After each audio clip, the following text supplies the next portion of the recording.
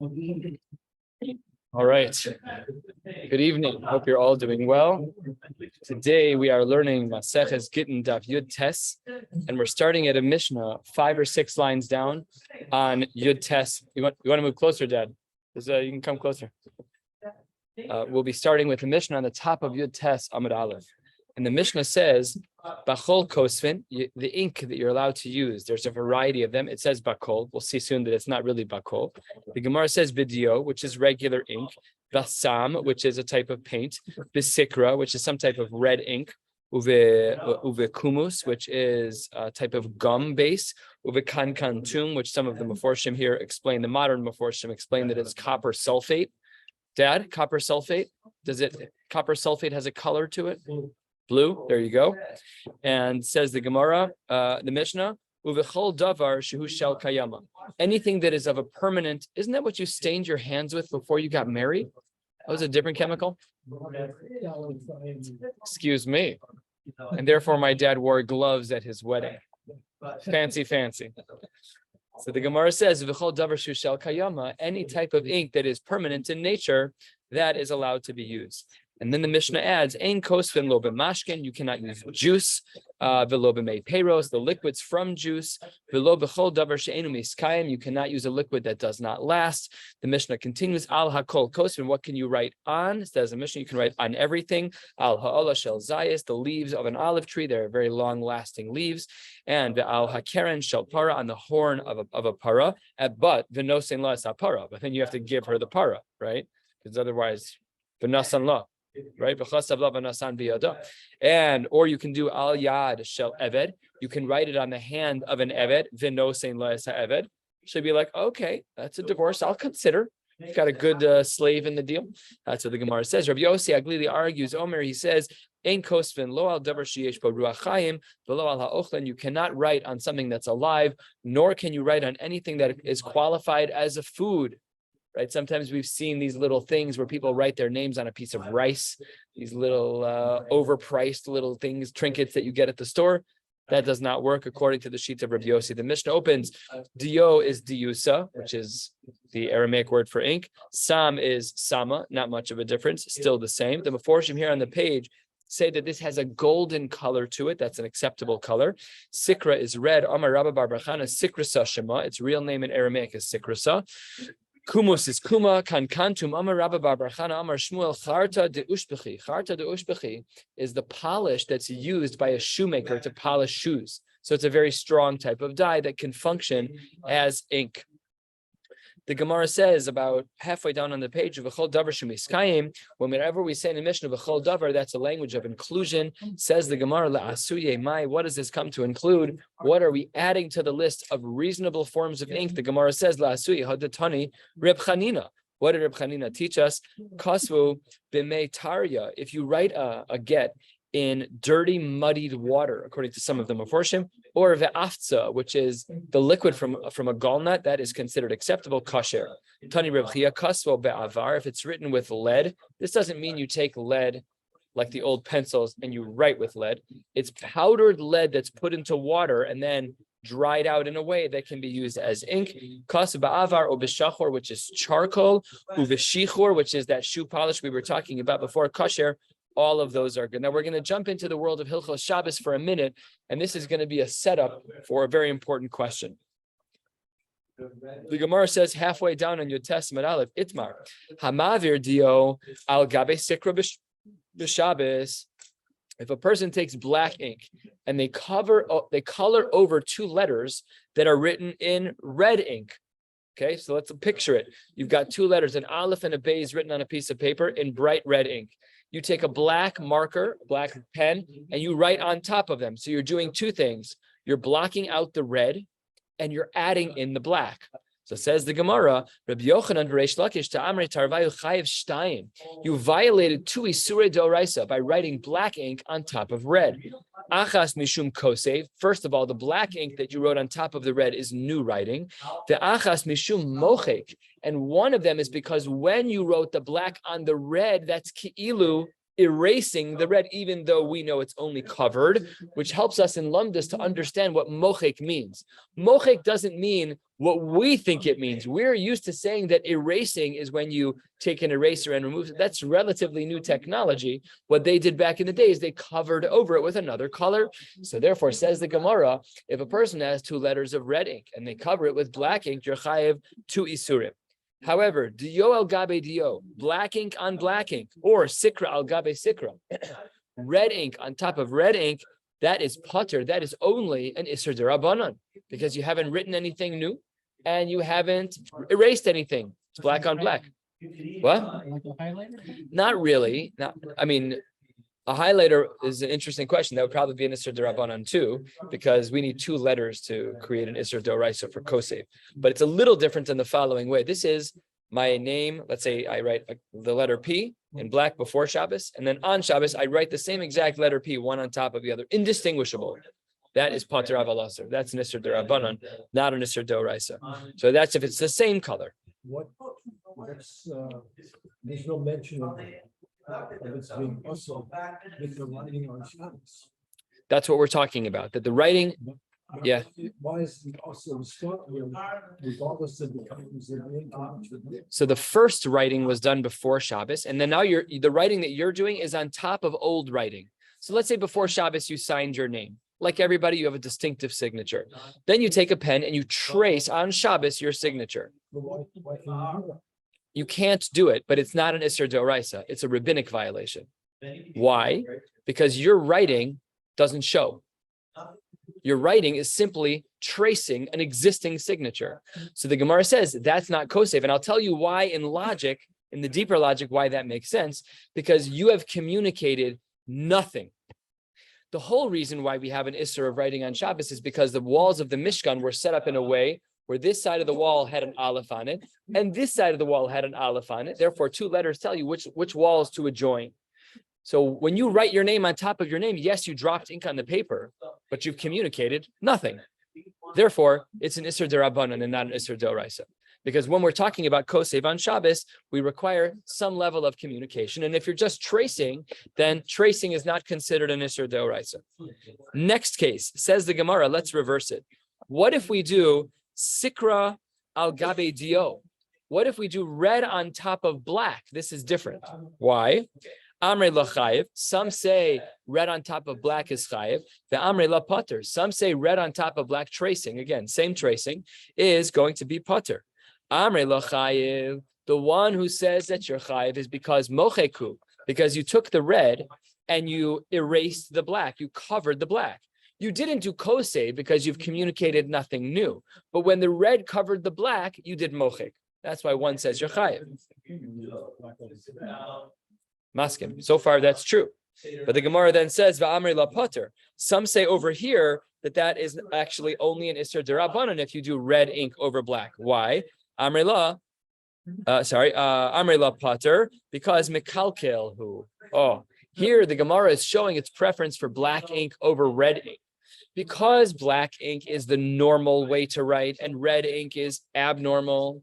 So when you take the red ink and you're covering and tracing over the black ink, you're being mekalkel the good writing. You're not doing mochek, it's mekalkel. You're ruining something, and mekalkel is pater avalasher. That's an Isser D'Rabbanan. Good. Now that we've had this intro of Hilchos Shabbos, the Gemara asks the following question, 2/3 of the way down. Ba minei Reish Lakish be Rav Yochanan. What about a case, we've seen this already in this Masechta once, Eidim she'ein yodim lachtom. You have witnesses, they don't know how to write. Very uncommon in our culture, but it exists where people don't know how to write. Mao sheyichtivu lahem b'sikra. Maybe we should pre-write their names. Let's say their name is Phil. They pre-write the sikra in red, P-H-I-L. V'yachtimu ksav elyon ksav v'yachtimu, and they should sign as tracing. So the question is, do we say ksav elyon ksav is the top level of writing considered ksav? Is it considered a signature? O eino ksav, or is it not a signature? What's our case? Red on the bottom, black tracing. Black on top of red. Says the Gemara, what did Rav Yochanan answer? Reish Lakish, Amar Le, Eino Ksav. That when you put the black ink on top of the red, that's not considered Ksav. Says the Gemara, where were you 5 lines ago? Amar le, 3/4 of the way down. 5 lines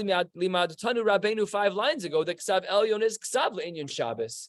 You told me that when you take black ink and put it over red, that you're Chayiv Shtayim. So why over here is it not a signature? If by Hilchos Shabbos, tracing black ink on top of red ink is Chayiv Shtayim, which means that you're doing Koseiv. So why by chasimas, why by signatures, when you take black ink and trace red ink, why isn't it a ksav? So says the Gemara, Omar le, this is an interesting phrase. The Rishonim work on this. Just because I'm concerned about Hilchos Shabbos doesn't mean that it is or isn't a ksav by Gittin. I'm concerned by Hilchos Shabbos. You can't really connect the two sugyas. I don't know the answer by Shabbos. I'm concerned, and I'm therefore going to say you're not allowed to do it. You cannot connect the two sugyas. Okay, Itmar, the Gemara says, let's dig into this sugya of people who don't know how to write. Itmar, 12 lines from the bottom. Eidim shein yodem lachtom. What happens if we have people who don't know how to sign their own name? Machlokes amoraim.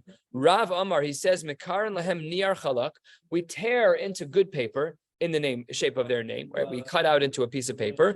Umemalanes akraim dio, and we fill in all of the tears that we made with their names. So if their name is Chaim, you cut out a ches in the paper, you cut out 2 yuds and a mem, and then they can spray paint their name and it'll show up like a stencil. That works out great. Ushmuel Amar be'avar. Shmuel says that you can use lead.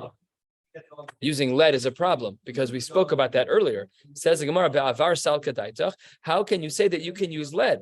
Ve'atani Reb Chia kasvo be'avar b'shachor v'shichor kasher. That if you write with lead, that counts as a signature.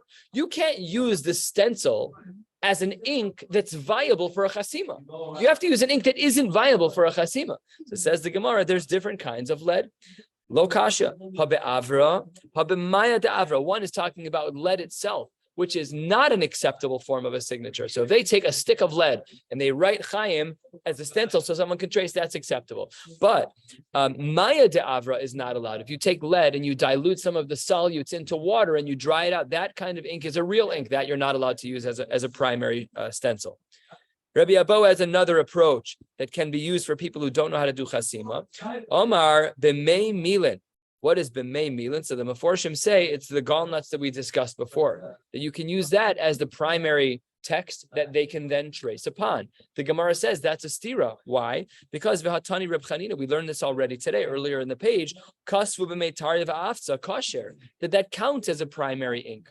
So if the gallnuts, or in this case, as it's called the mei milin, counts as a primary ink, it counts, you can't use that as the ink that will be the stencil tracing ink. That doesn't work. Says the Gemara, lo kasha, hada'afitz hada'afitz. It depends what was happening on the paper.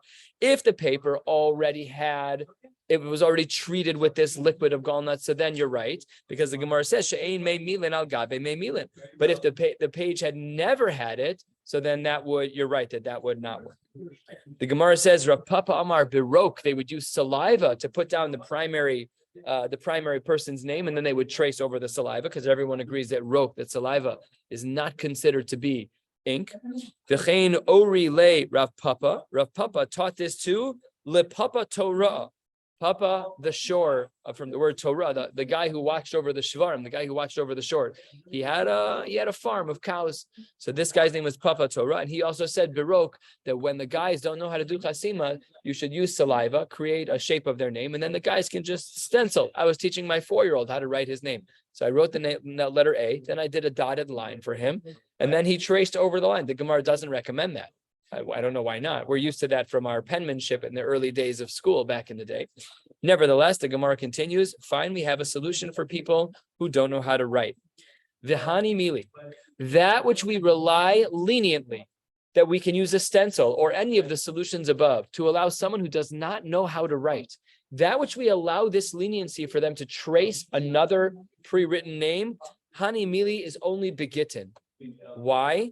Take a look at Rashi. This is a throwback to Maseches Yevamos, but not a scary one. Rashi, 5 lines from the bottom, Gittin, Mishum Iguna, as we'll soon see in the Gemara.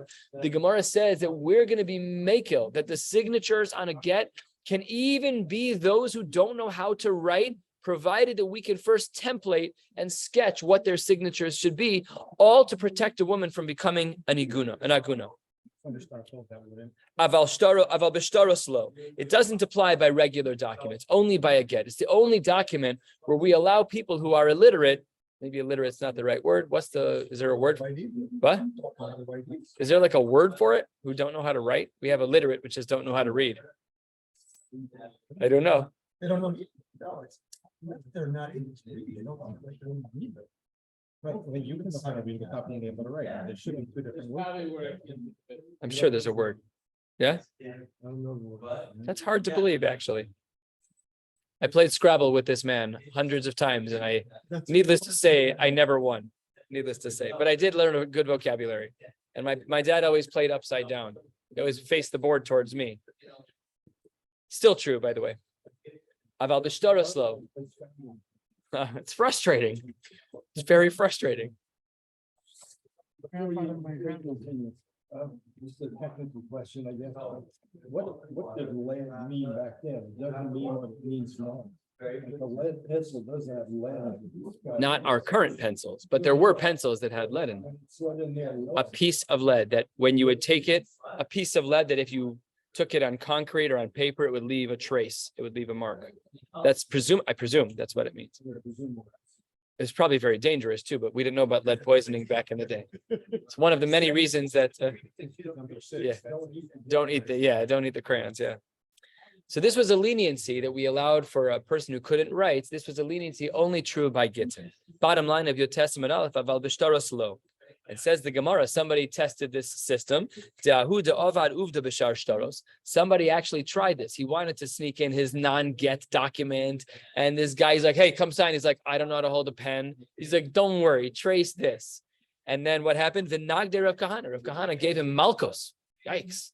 This kula only applies by Gittin. Turning to the top of Daf Yomi Testament Beis, we saw a number of shitas of how we should solve this problem for the man who doesn't know how to sign. Do we do Rav's idea, which is to create a stencil? Do we use avar? Do we use lead? Do we use the meimilin? We got a word. Agraphia? Agraphia. Agraphia. I've never seen that word before. Someone who can't write. Agraph. Yes, correct. Symmetrical and asymmetrical. Graphology is the study of handwriting. Agraphia. Very well done. Yitz told me that this is via Rabbi Google, and I quote. He got that from Rabbi Google. Yeah. They all knew that, Rabbi Yitz. Sorry. So that's what the Gemara says. Let's bring a raya, says the Gemara on the top of your Testament Beis. Tanya Kavase de Rav. We have a brisa that supports the approach that Rav recommended in regards to, again, this person who doesn't know how to write their own name. Top line, Eidim she'ein yoden lachtom. What do? Mekar lehem niar chalak. We cut out their name in an upper piece of paper, and then umemalan es akroin dio. We fill it in with ink, and then the ink falls into the bottom piece of paper, a stencil. Now, this brisa really could have ended as it relates to our purposes, but there happens to be more in the brisa, which is very helpful. Third line down, Amar Rabban Shimon ben Gamliel, Bamed dvaram amurim begitei noshim. When do we see this leniency, as mentioned already? Only by gitei noshim. Aval b'shichrurei avadim ushar kol hashtaros. When it comes to shichrur avadim, which normally is grouped with gitei noshim, but not here. When it comes to shichrur avadim and all other shtaros, im yodin likros v'lachtom. If the guy knows how to read and how to sign chosmin. V'im lav, but if he can't read and write, so then says the Gemara, ein chosmin. The Gemara questions the shita of Reb Shimon ben Gamliel. Karye man dekar shmei. We weren't talking about reading. You said the parameters of someone to sign is read and write. We haven't been speaking about reading at all. So therefore, says the Gemara, man dekar shmei. Who was talking about reading? Come pay attention to the sugya. We weren't talking about that.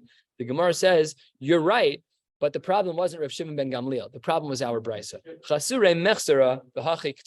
Really, the brisa is missing something. Here is the right way to read the brisa. Eidim she'ein yodim likros. If there are eidim who don't know how to read, right? The Rav Shimon ben Gamliel edition. Korin lifnein v'chosmin. They have cognitive ability, but they're illiterate. So then we can read it for them, and then they can sign. V'she'ein yodim lachtom. If they don't even know how to sign, v'chule. Then we take Rav's idea of creating a stencil. Amar Reb Shimon ben Gamliel b'med dvar mamur b'gittin nashem ava b'shichrei avadim shar kol hashtaros. The rules are as follows: im yoden likros v'lachtom chosmen, im lav chosmen. So here by sha'ar shtaros, he has a very strict rule, which is that you need to both be able to read and write when it comes to other shtaros. Only by get nashim do we have the double kula of not being able to read when we read it to you, and not being able to write where we create a stencil for you.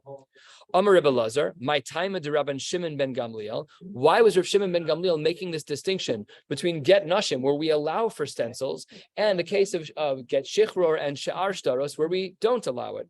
The Gemara says, Shelo Yehu benos Yisrael agunos. We need to be more lenient when it comes to Gittin, because we don't want a woman to be stuck and trapped in a get because of this. Therefore, we allow for those who are illiterate, I should say more accurately, those who don't know how to sign their own name, to sign it, because we don't want them to women to be stuck. Agraphia. I don't know if I'm pronouncing it right, but I think I am. Yeah. Mark, you have a correction? It's agraphia. Oh, your credibility was lost with the word progeny. You're done. You're done. Yeah.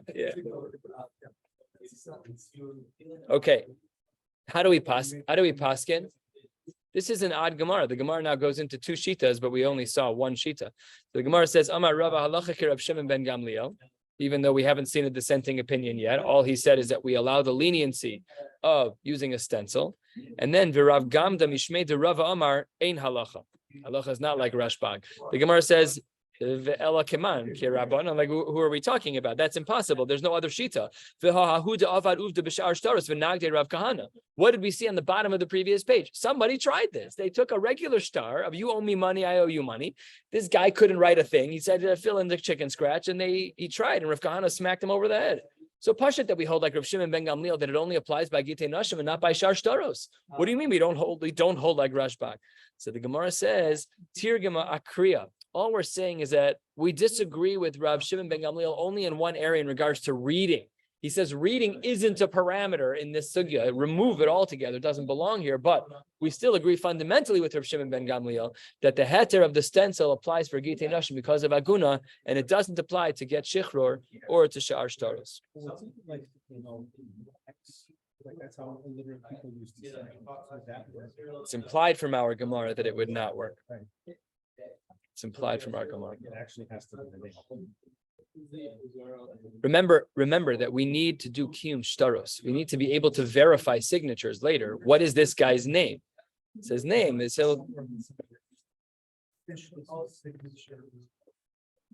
by shtaros.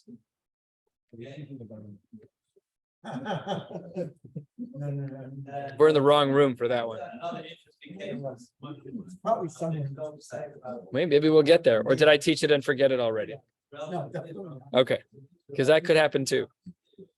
The Gemara continues.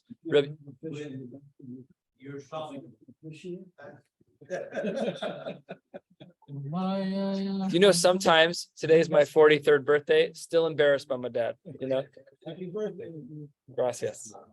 You didn't hear it on the field this morning. Yeah, it came up. That's why Jason gave me a whole bunch of hugs today. Rav Yehuda mitzta'er kari v'chasim. It was very hard for him to read. Rav Yehuda pushed himself to read the shtaros, whatever star he was reading, and then v'chasim, and then he signed it. They said back to him, Amar le ula lo tzrichas. Relax. You don't need to strain they didn't have glasses like we do. You don't need to strain yourself. We know it's hard for you to read.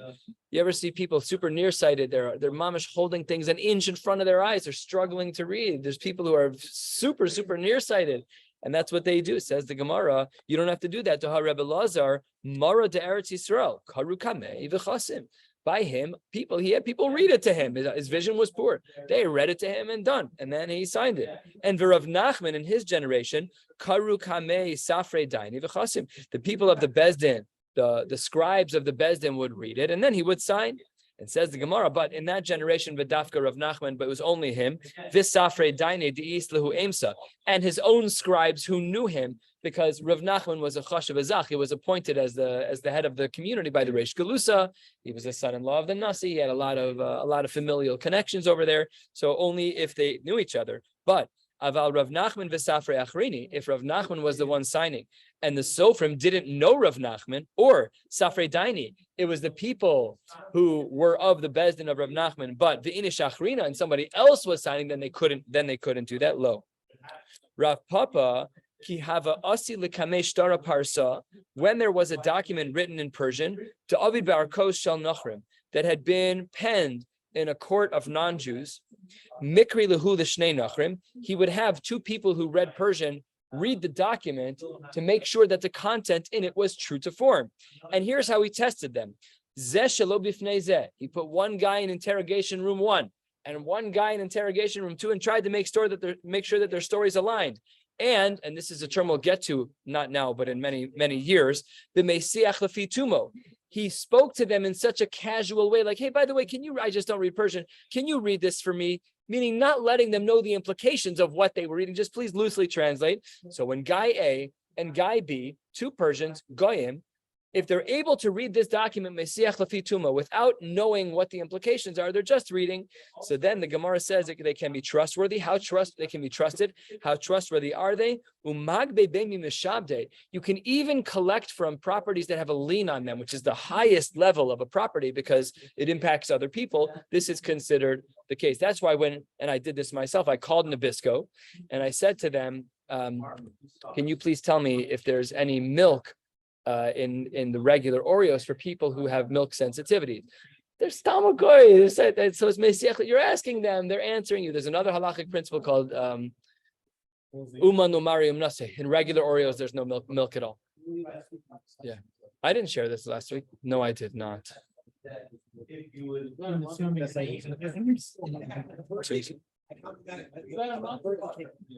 You did. That was a long time ago. Was it before I left town? I left town like 40 times. That's a terrible question. Let's just continue before the depression kicks in. The Gemara says a little bit. What? I will. Amar Ravashi, similar. Amar li Rav Huna bar Nasan. Hachi Amar Ameimar. This is what Ameimar said. Haishtara parsa'a dechasime alei saha de Yisrael. If there is a document written in Persian that's signed by Jews, magbinan be mi mishabde. They are going to be used for collection, even from properties that have a lien on them. It says the Gemara of Halo Yade Lemikre, but these Jews don't know how to read Persian. Okay, but the Yade, they knew how to read Persian. The documents used in Persia were not treated the way that the paper was in Israel, which had this galnut first treating the paper. Says the Gemara, they did. The paper that they were using was in fact treated. The style of writing in Persia was that they didn't do a summative line at the end, and that's not valid. Says the Gemara, don't worry. They did it. So it says the Gemara, then what was Ameimar even bothering teaching me in the first place? You're trying to teach me that Dechol Lashon Kasher? We know that already, that every Lashon is Kasher. Says the Gemara, because Tanina, we have a Brisa. Get Shekasvo Ivris, the aid of Yavanis. If we have a get that's written in Hebrew and it's signed by people who write in Greek, or Yavanis, the get is written in Greek, the aid of Ivris, Kasher. So therefore, why are you even bothering? What are you talking about? This we know that it's kosher already. So says the Gemara, Ime hahi, if I only had that source of the case of Hebrew and Greek, havamina hanimili begittin about b'shar shtaros lo. I might have thought that maybe the only time we believe that a shtar is kosher in every language is by a get mishumi guna kilu barabanan. We have broad strokes, let everybody in, wide tent in order to ensure that there's no agunas kamash malon. That by any shtar we trust a shtar in any language, provided that we understand it. A little bit more. Omar Shmuel. Let's say a man gives a woman a blank piece of paper, like diplomas at high school graduations. Nosan lo niar chalak. The Omar laha reze gitech. The Gemara says, migureshes, which is absolutely wild. Why? Chayshin and Shema b'mei milin kasva. We're afraid that he wrote with a certain type of liquid which can absorb into the paper. When you write it, it shows up. When it absorbs, it can no longer be seen. And if in fact that happens, we're afraid that maybe the star was actually visible and in effect when he handed it to her, but now the magic ink has disappeared. So says the Gemara, that's a problem. This whole sheet is problematic. If this is, a man says to his wife, this is your get, and then he takes it and he throws it into the yam, or into the fire, or anything that ruins the star. The chazar v'amar, I was just joking. Really, that was a star pasim, who star amana, who it was just some type of other kind of document. So the Gemara says, miguresha, she is divorced. V'lo kol heimenu leosro, and the Gemara says that it's going to be a problem, that she's going to be asura. But why is it that these documents worked? Says the Gemara, time of the ikaksav. That's because there was at least something written on there. What's the diuk? Halekaksav, had it been that there was mamish, nothing written on it, nothing visible on the blank piece of paper, lo, then she should not be migureshes. So why is it that when he hands her the blank piece of paper and it says hareza gitech, she's migureshes, when there's literally nothing on there? So says the Gemara, Kika Amar Shmuel, Debotkinale b'Maya denora. Maya denora is a type of liquid that is able to draw out what's absorbed inside the paper. This is sophisticated chemistry. They had the way to do this. That's what they did. If you could imagine, you take undeveloped film back in the day and you put it in that liquid and the image starts to show up. Similar. We have the paper, you can't see any liquid. And when we said hareza gitech and the paper was chalak, there was nothing on it and she's divorced, that's only if it was checked this way. And ipalit palit, if in fact the ink showed on the surface, then in fact it showed up and she's divorced. V'lo palit lav klumhu. And says the Gemara, but so what? V'chi palit my have, even if the ink shows up now, who cares? That's hashtu de palit. It only showed up right now, but at the time that she got it, there was nothing on it. So says the Gemara, Shmuel nami chai shinon ka'amar. He's only saying that he's concerned. He's not saying that she's megureshes mamish, only that she's concerned. We're going to stop right here at Amar Ravina. We'll pick up in Yirtzeh Hashem tomorrow night with Daf Chaf. Wishing you all a beautiful night.